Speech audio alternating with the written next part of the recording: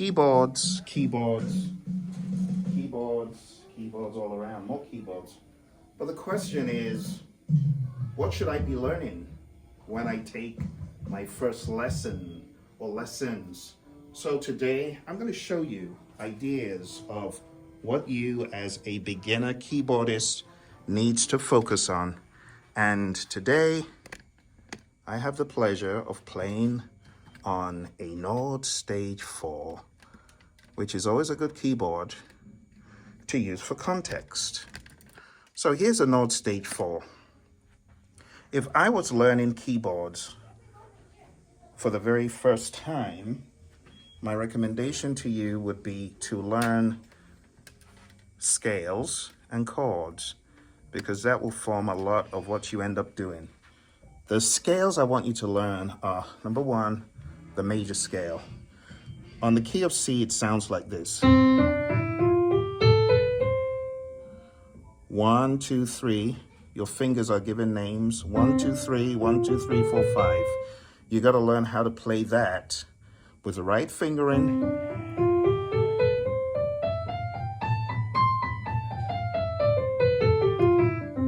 That is 1 out of 12. So you have to learn this.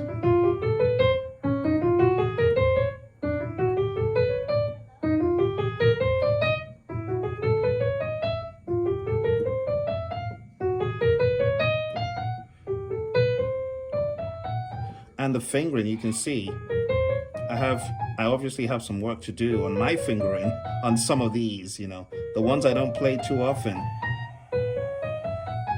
You got to play all 12 of them. If you really mean business, learn all your 12 scales, all your 12 major scales, be able to play them on every key.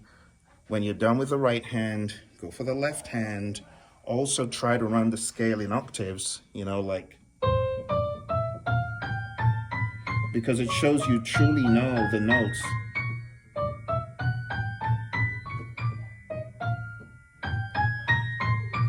Or like that. I botched that one. Okay, so just learn all the scales in various ways until you are very confident and you can call out the third note in. So the key of C sharp, what is the third note? What is the sixth note? What is the fifth note? What is the seventh note? What is the eighth note? What is the 13th note? You got to know all that stuff if you want to play more advanced. Okay, that would be my recommendation. So that's step one. Step two, learn all of your major chords. Major chords are formed with the 1, 3, and 5. So on the key of C, 1, 2, 3, 4, 5, 6, 7, 8, you choose the 1, the 3, and the 5.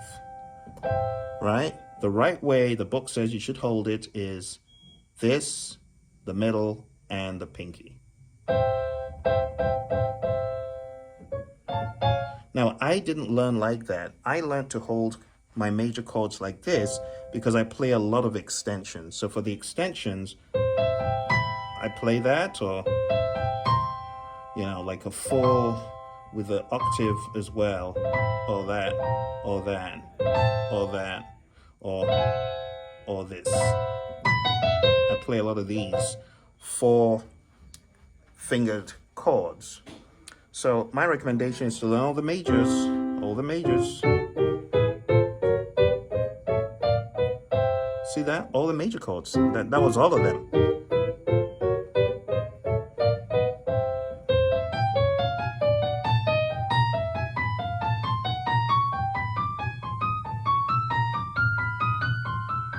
Now, why do you need to learn all those? Because if you do, you'll be able to better cope with key changes. You'll be able to follow someone who is singing by being a good accompaniment, as opposed to copying out with the transpose. You'll be able to follow what that person is doing when you learn all your keys, all your major chords, all your minor chords as well. So this is major, this is minor. Minor is 1, flat 3, and 5. You got to learn all those.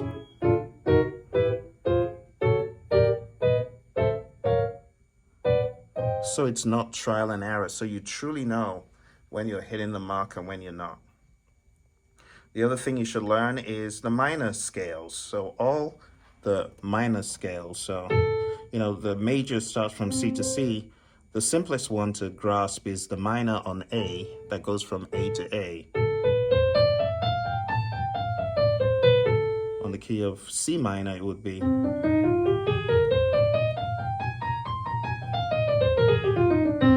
On the key of B flat minor, it would be. So learn all of those. You're going to have favorites. Like I have favorites. A minor is a favorite. C minor is a favorite. B flat minor is a favorite.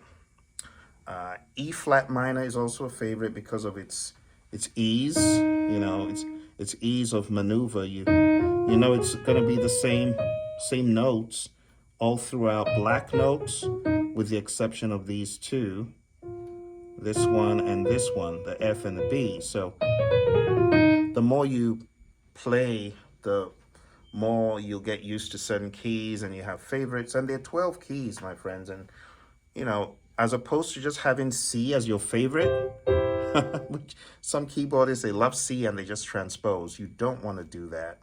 You want to learn all the scales, major scales, all the chords, major chords, all the scales, minor scales, all the chords, minor chords, right? Then I would also advise, in addition to that, learning the 1-4-5 progressions on every key. So on the key of C, it's 1-4-5. On the key of C sharp, 1-4-5. D, 1-4-5. E flat, 1-4-5. And, you know, without moving a whole lot, you also want to make sure you're not moving a whole lot. So you play inversions where you can. All that stuff, playing the 1-4-5s, and then as opposed to just it being 1-4-5, it could be 4-5-3-6. 2-5-1. If you practice that on every key, you will be able to play pretty much almost any song. I want to wager at least 70 to 80% of songs you'll be able to play. So let me double down and show you a little bit of what I'm saying to make it more pragmatic. Let's move this over here and just look at my fingers of what I'm playing. So when I said play 1-4-5,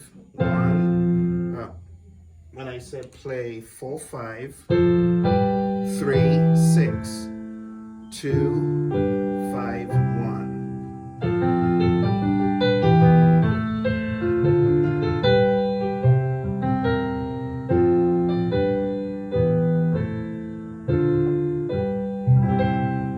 Now take that to C sharp and do the same.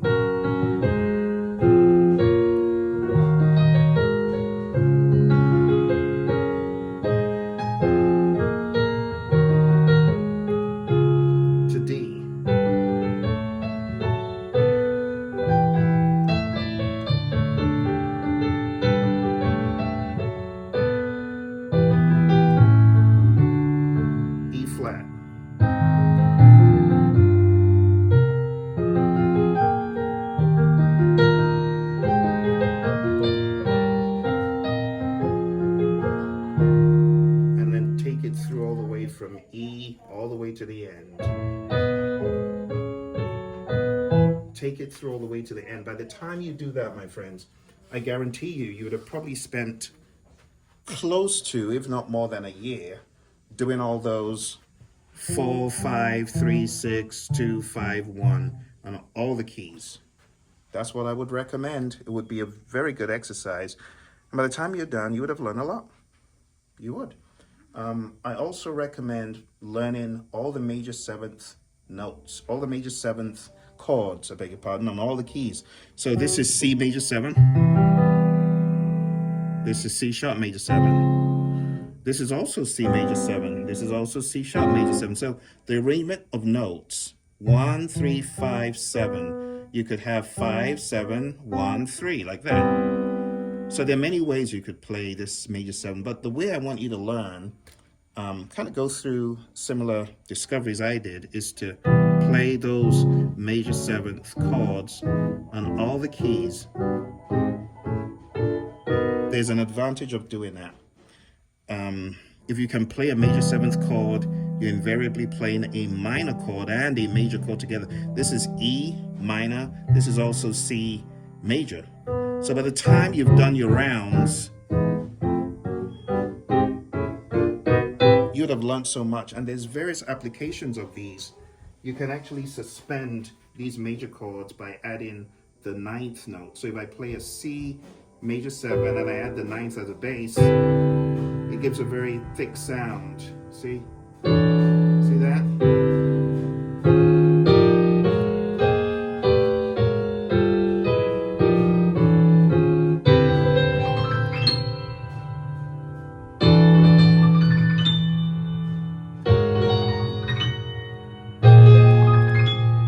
It really comes in handy, not only in composition, but in a lot of the genres. You hear that suspended kind of sound. And when you boil it down, if I'm holding a C, like here, and a D bass, this is really a D, it's really a D 13th when you boil it down. Because that's relative to D, this is a 7th, this is a 9th, that's the 11th, and that's the 13th. So that's D 13th, that's D sharp 13th, that's E 13th, and so on and so forth. So it gives you a lot of shortcuts to the more advanced higher end chords. Okay? Now, when you begin doing that, you want to take songs. There are two ways you could play songs. One way you could play a song is by just having the vocalist sing it, and then you playing along, you know, like as the deer panteth for the water, so my soul longs after you. You could play like that, just chords, and the person is singing, or you could play the actual melody, which would be.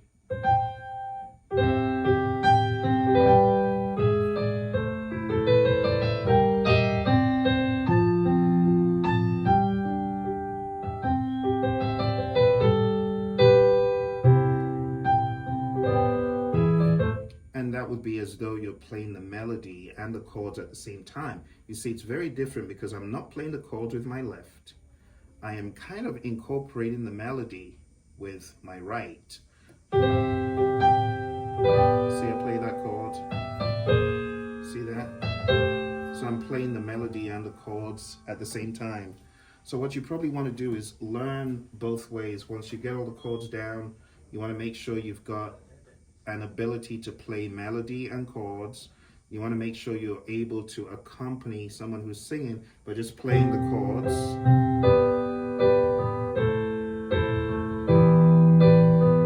So they could sing, as the deer panteth for the water, so my soul longs after you.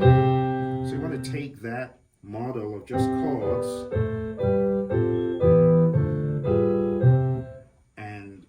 the person singing, you're playing the chords as opposed to having to play the melody, which comes in handy when you're performing the song as a solo keyboardist or pianist.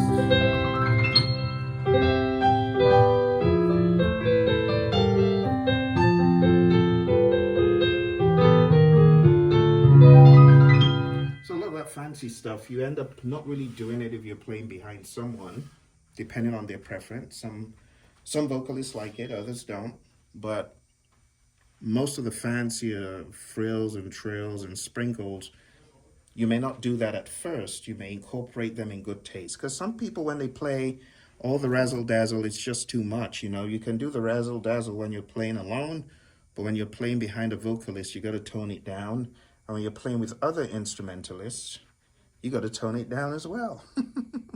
And when you're playing with a bassist, please beware of the left-hand curse. You don't want to clash with the bassist, so play up here. Ron Carter would tell McCoy, this is mine.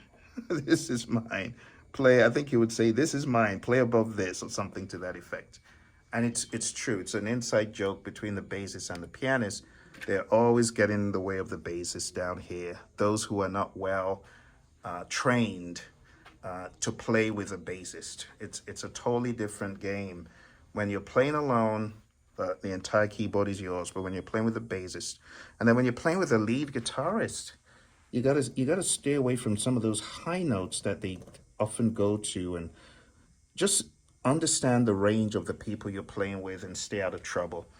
One of the best things you'll do for yourself as a keyboard player is to very early be exposed to playing with a group, because when you play with a group, number one, they'll nurture you and help you if they're, good folk, which I hope they will be.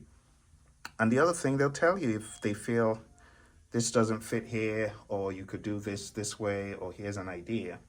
And you can just grow together. And that's what happened to me. I was fortunate to be in a group, travel with the group, play with the group, different settings, be on the road, and just discover together. So if you don't have that, and you ever find an opportunity, seize it.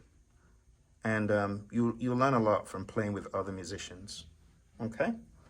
All right, my friends. Well, that's pretty much it. That's all I have for now, because I had done the video about how to choose the piano or the keyboard that you're thinking of. But now we're done talking about that. What next? You got to practice. Major scales, major chords, minor chords, and then choose songs. Very easy to find chord charts on the web, and the chord charts will tell you when you play which chord, which is why you need to know chords. So when you're looking at a chart, you're not just learning the chord, you already know the chord, and it's easy for you to play along. All right, I hope you found value from this. Do smash the like button and subscribe. I'll see you next time.